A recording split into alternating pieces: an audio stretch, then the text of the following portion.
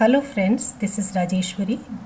In my series Constitution of India in the Right Perspective, today I'll be taking up Article 105 of the Constitution of India that deals with parliamentary privileges. Now same set of privileges are available to the legislative assemblies of the states by virtue of Article 194 of the Constitution of India. We know Parliament is the supreme legislative body.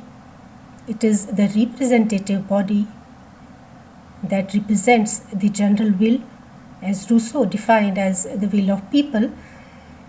So it debates public issues, it debates issues of public interests, and helps the government to take decisions in public interest. So it is very important, it is necessary that this Parliament and its members are bestowed upon certain rights, powers that enable them to perform their duties more effectively and efficiently. Now these set of rights that are enjoyed by the House collectively and the members of the House individually, they are called privileges. Now, if anybody, a member or a non-member, a stranger within the house or beyond the walls of the house shows an insult to or any affront to these privileges, the act or omission is called the breach of privilege. And when an insult is shown to the dignity of the house is impeded or obstructed in its functioning, that is more grave and an offense, and that is called the contempt of the house, like disobeying the orders, commands of the house, or publishing libels against the House or its members, or reflecting upon the impartiality of the Speaker, or bribing the MPs to influence their conduct in the House, so on and so forth. Now the breach of privilege or contempt, they are punishable by the law made by the Parliament. Now as we come to Article 105, there are two privileges that are specifically mentioned in the article itself. One is right to freedom of speech, and another is right to publish its proceedings. Now, for both, for anything spoken in the Parliament or any vote given in the Parliament or in any of its committees, the parliamentary committees, we know there are two types, standing committees that are permanent and ad hoc committees, and or for in relation to anything that is published on the authority of the under the authority of the Parliament, the proceedings of the House that are published, for that also no one can be held liable for any proceedings in the court of law. Now then we come to first of all the freedom of speech. The clause 1 of Article 105 talks about that. It is said, though, that it is an absolute right. It is different from the freedom of speech and expression that is granted to citizens of this country by virtue of Article 19, Clause 1A, because that is a qualified right that is subject to the reasonable restrictions. But this right is stated to be absolute. It is called so because it is inspired by Article 9 of Bill of Rights, and there in the British Parliament this is an absolute right. But in India and in Indian democracy, no right is absolute. And evidence thereof is the clause itself, clause 1. It says subject to the provisions of the Constitution of India, to the rules, to the standing orders that may be made by the Parliament from time to time. There shall be freedom of speech in Parliament. So subject to is a rider.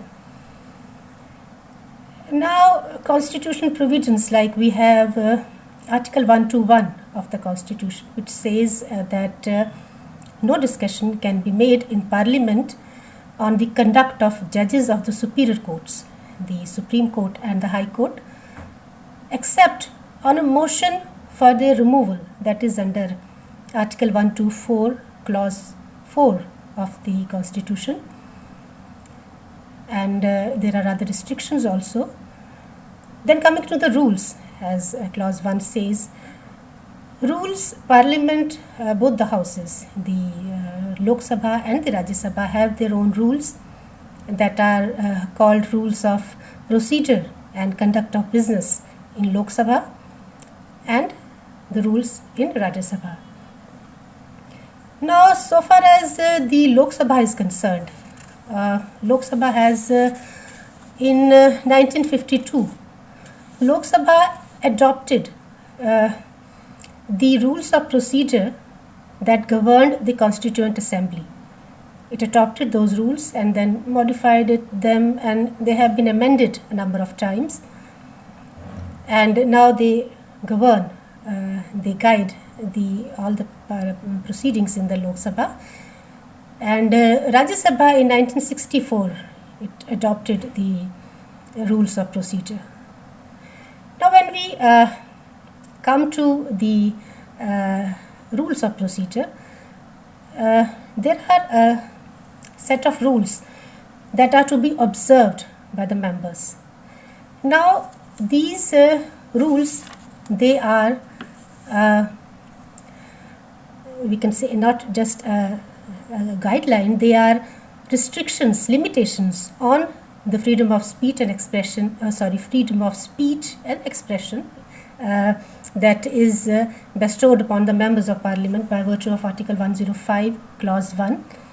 Now these are contained, there is chapter in Lok Sabha Rules, chapter 27, from rules 349 to 357, and in Rajya Sabha chapter 21, rules 235 to 241. Now these rules guide how the member should conduct themselves in the Parliament. Like when a member is to speak, he must rise, he must stand up and speak, he must address the speaker. He is not supposed to interrupt the other members while the other member is speaking. He is not to use any treasonable, seditious or defamatory language. He is not to tear off pages, as is the practice with many, should not be the practice. To tear off pages in protest. Member is not to distribute any literature or pamphlets or leaflets in the Parliament that are not connected with the proceedings. And there are other rules, like they are not to play any tape recorder. That is in the rules, but now we have mobiles, and I'm sure the members are supposed to switch them off before they enter the Parliament, as we do in courts.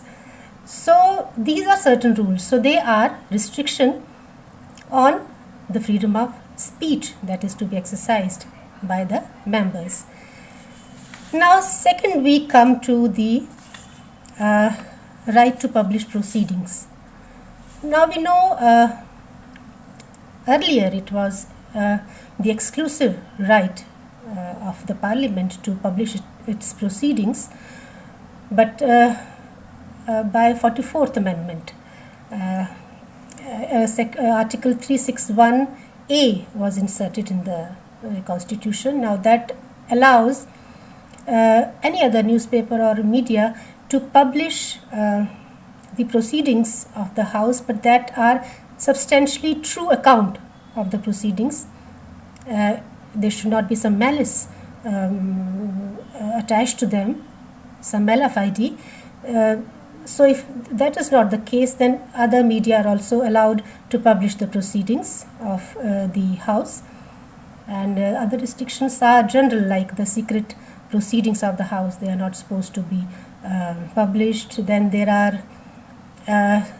premature, if the proceedings of a parliamentary committee, which the report has not been tabled in the parliament, so at that stage you cannot publish the proceedings in your newspaper. Then any part of the proceedings that has been expunged by the parliament, by the House, that is not to be published. That is an offence. And there are many cases on that where expunged proceedings have been published, and the House has taken notice of them. And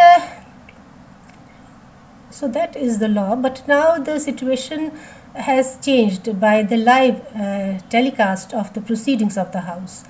Now people watch live. It was in 2006 that a dedicated Lok Sabha channel was launched, and in 2011 dedicated Rajya Sabha channel was launched, and then they broadcast live the proceedings of the House. And now there is a proposal to merge both these channels into one, the Sansad TV. So before I proceed, I think we must thank our parliamentarians for this democratic gesture. They allowed the common people to peep into the parliament. That is their privilege, and they have given it up. So they deserve thanks, grateful, many thanks to them that they allowed common people to understand what their parliamentarians are doing in the parliament. So even now, even though there is this live telecast, still if Parliament expunges some portion or some remarks of the proceedings of the House, that are not to be published, that are not to be recorded by any media, any newspaper or any media. And we see that when we read the reports of the proceedings of the House. Now that is clause 2. Now there is another aspect, the freedom of press, because a newspaper had published a report and they claimed freedom of press. Now freedom of press is not specifically mentioned or granted under any of the articles of the Constitution, but it is implied under Article 19(1)(a) of the Constitution. But that right is also subject to the restrictions that are imposed under rules. Now we come to the another clause. Freedom of press we have discussed. Now the next clause is Article 105. Yes, before that I must tell you that all these privileges that are enjoyed by the parliamentarians, they are available also to the members who by virtue of the Constitution have a right to take part in the proceedings of the House. So they are also enjoy the same set of privileges and powers, though they do not have the right to vote, but they are also protected by these immunities also. Now we come to clause 3. Now it says that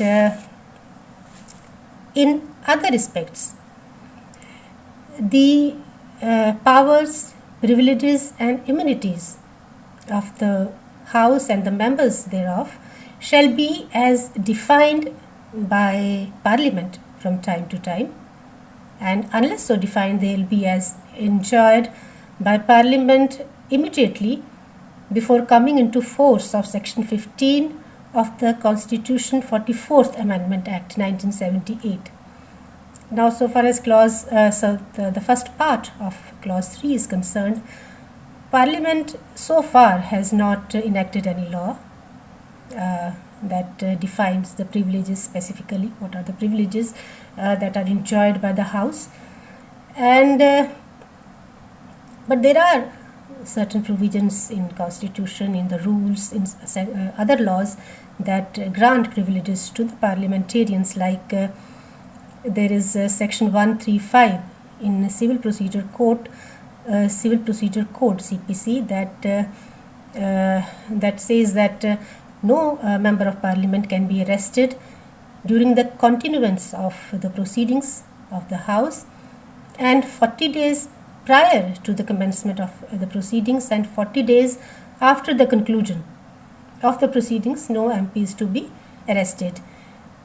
Secondly, the rules say, the RS and Rajya Sabha and Lok Sabha rules say that if a member of the parliament is arrested, the matter is to be intimated to the chairman or the speaker of the house.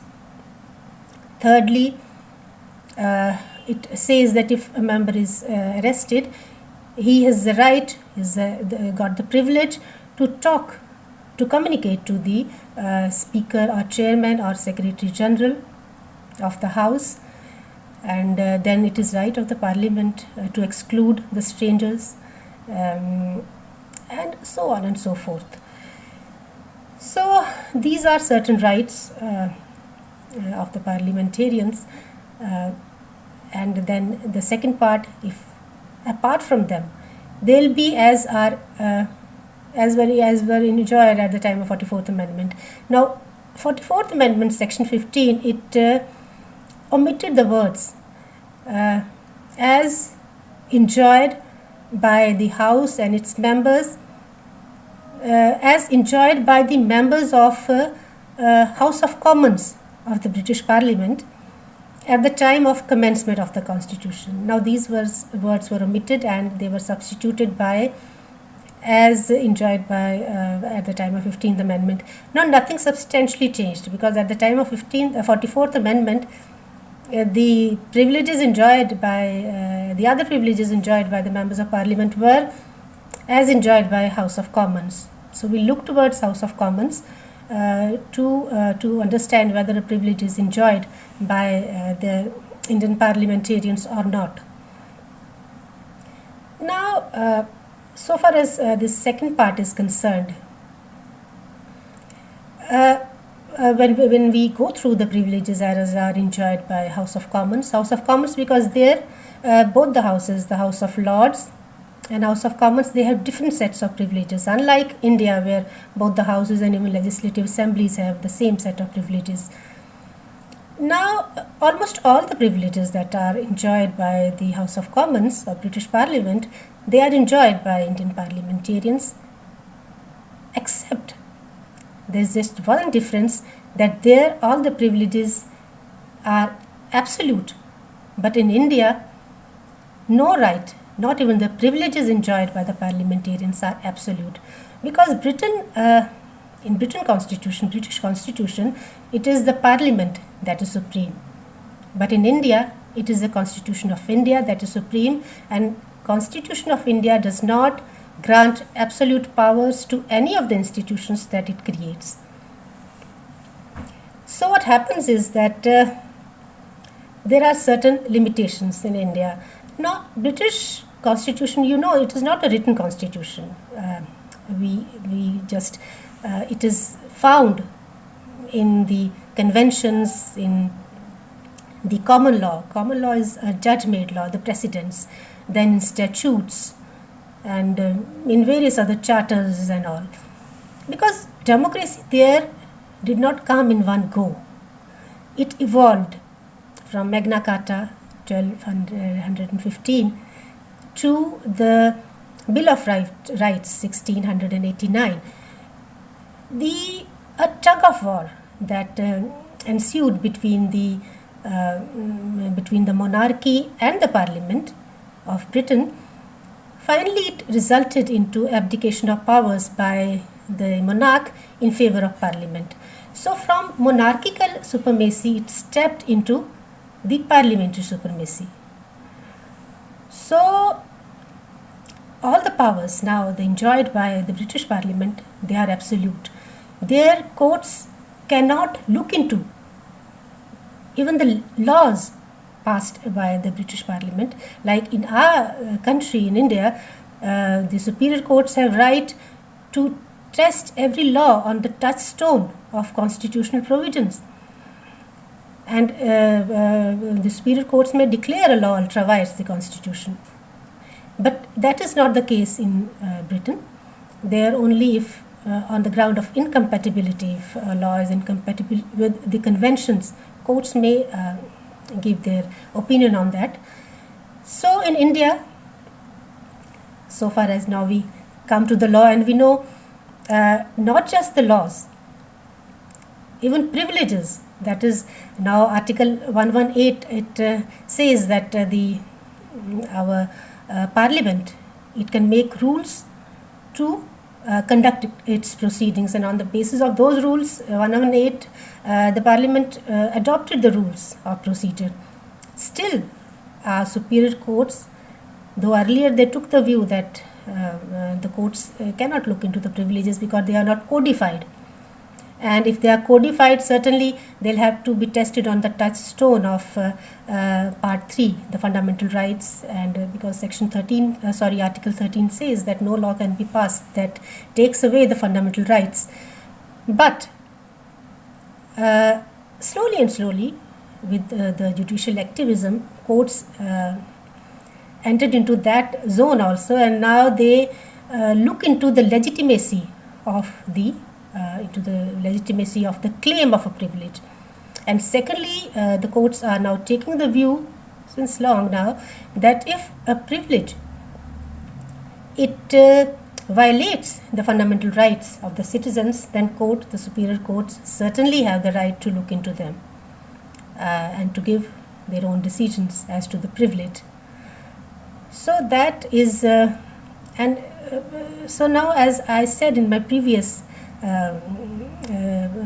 video, that the Constituent Assembly did not copy and paste any of the institutions or provisions from other constitutions onto Indian democracy.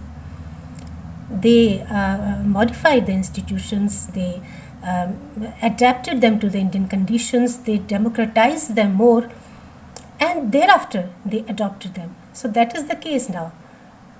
Indian Parliament is not supreme, just like the Parliament of Britain. So it is subject to the Constitution, it is subject to the judicial review by the courts, even under Article 122, which says clearly that the courts shall not inquire into the proceedings of the House on the ground of procedural irregularity, into the proceedings or into the question of privileges on the ground of procedural irregularity. But the courts now say if it is procedural irregularity, we would not look into it, but if it is some gross illegality occurs or unconstitutionality occurs, or again if the fundamental rights are violated, we certainly will look into the validity of the proceedings as well as the legitimacy of the claim of privilege. So in concluding remark, we may say that the privileges enjoyed by the Indian Parliament as well as the legislative assemblies, they are quite similar to those enjoyed by the House of Commons, but they are not absolute. They are subject to the Constitution of India, they are subject to the power of judicial review, they are subject to the rules as are framed by the Parliament, and so otherwise, and if subject to all these, the privileges that are enjoyed by the parliamentarians are sufficient enough for them to perform their duties efficiently, effectively, and in public interest. So that's all for today. Thank you.